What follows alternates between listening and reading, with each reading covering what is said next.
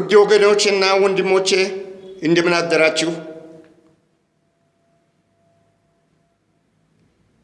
እንዴት ይዟችኋል?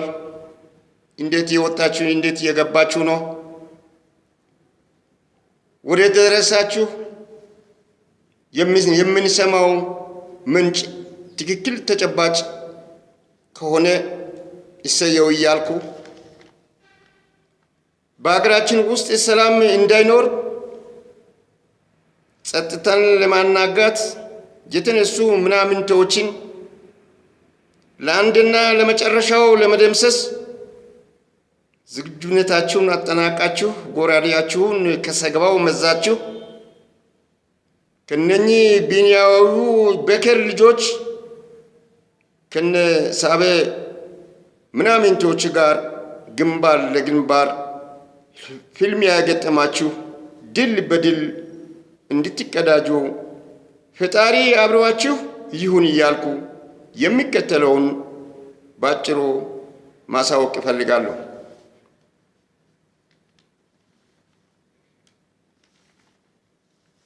ውድ ወገኖቼ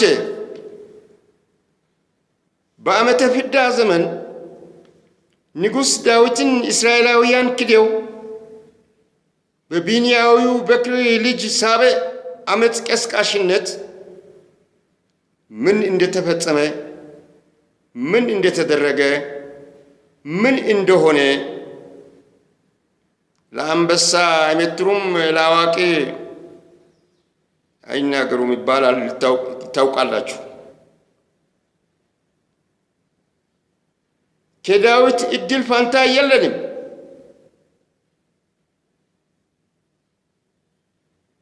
ከእሴይ ልጅ ዘንድ ርስት የለንም። እስራኤል ሆይ ተከተለኝ ብሎ ከዳዊት እስራኤላውያንን ያሳመፀው የቢንያዊ በከር ልጅ ሳቤ ነው። በዓመፅ እስራኤላውያንን ለሁለት የከፈለ ሰው ነው።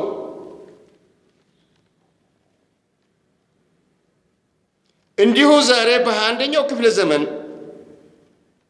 ተመልሶ ቢንያዊው በከር ትውልድ ሳቤ ልጆች እኩይ ተግባር በማከናወን ክደዋል። የለየላቸው ጠላት ሆነውብሃል። ዘርፈው ባከማቹት ገንዘብና በተለይ ነግሶብህ በነበሩበት ወቅት ባሸሹት ከባድና ቀላል መሳሪያ ተመክተው ማጥቃት መሰንዘራቸውን ስንሰማ እጅግ በጣም አሳዝኖናል። መሰንዘራቸውም በእርግጠኝነት እንደሰነዘሩ አልመስክሯል። አንድ ነገር ማስታወስ የሚገባ ከምንም በላይ ማወቅ የሚገባችሁ ገና በጥንስሱ ነውጥን ሲያደራጁና ሲመሰርቱ በነውጥ ወቅት ላይ ለሁለት ለሶስት ሊግባቡ ካለመቻላቸው የተነሳ አስታራቂ ሐሳብ አለን ብሎ ለሶስት አሲምባ ላይ ተሰብስቦ ምን እንደፈጸሙ እርቀ ሰላም ፈልጎ ተደራድሮ ተገባብዞ በተኙበት የትኛውን ወገን እንዳረዱ እንዳጨዱ እንደደመሰሱ ልትገነዘቡ ይገባል።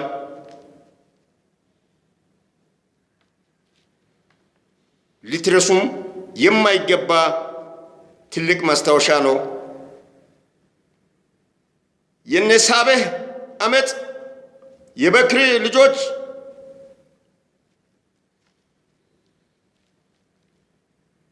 ማንነታቸውን ጠንቅቀን ሊታወቁ ይገባል።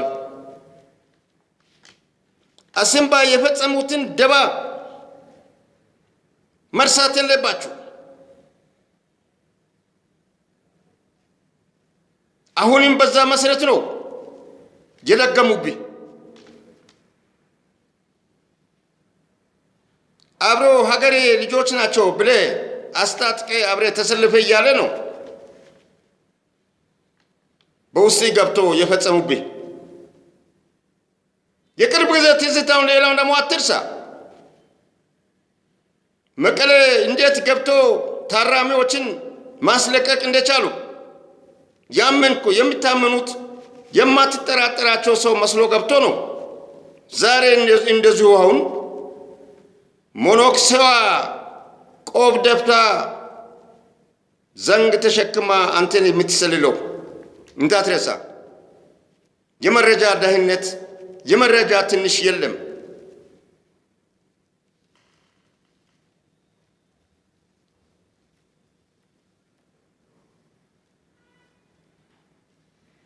የሚሰጥህን ትእዛዝ አክብረህ የዳዊትን ጋሻና ጦር አንስተህ የጦር ልብስህን ለብሰህ የጦር ሰልፍ ልብስህን ለብሰህ ሰይፍህን ከሰገባው መዘህ ለአስደናቂ ድል ወደፊት መግፋት አለብህ። ለአስደናቂ ድል ወደፊት መግፋት አለብህ።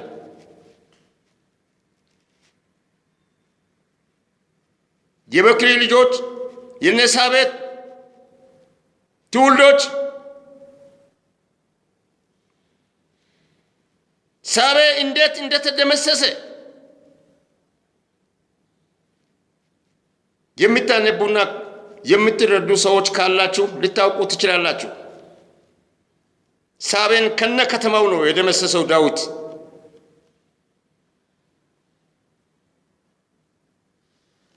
የበክሪ ልጅ ሳቤ መደምሰስ የማይቀር ነው። ከሰገባው መዘህ ለአስደናቂ ድል ሰይፍህን ወደፊት ብለህ የበክሪ ልጅ ሳቤ መደምሰስ ከሳምንት በኋላ ታበስራለህ። አንተ ያበሰርከውን ብስራት ለመስማት እጅግ በጣም ናፍቆናል። እጅግ በጣም ብቻ ኖሮ እጃችን ዘርግተን ቧጥጠንም ለማያዝ የሚያስችለን ሁኔታ ነበረ። የማይቻል ሆነና ነው የምናወራው። የማይቻል ሆነና ነው እኔ በተለይ የሚያወራው። ለሳቤ ልጅ ሞት መደምሰስ፣ ለሳቤ ዘር ሞት መደምሰስ ናፍቆት እጅግ በጣም ከፍ ያለ ነው። ስለዚህ አንድነትን ብርቱ ክንድ አድርጋችሁ ሁላችሁም በአንድ ልብና በአንድ መንፈስ ወኔ ታጥቃችሁ የሳቤ ትውልድን በከተማዋ ማንበርከክ እንዳለባችሁ መልእክትን አስተላልፋሉ። ቸር ይግጠመን። በጣም አመሰግናለሁ።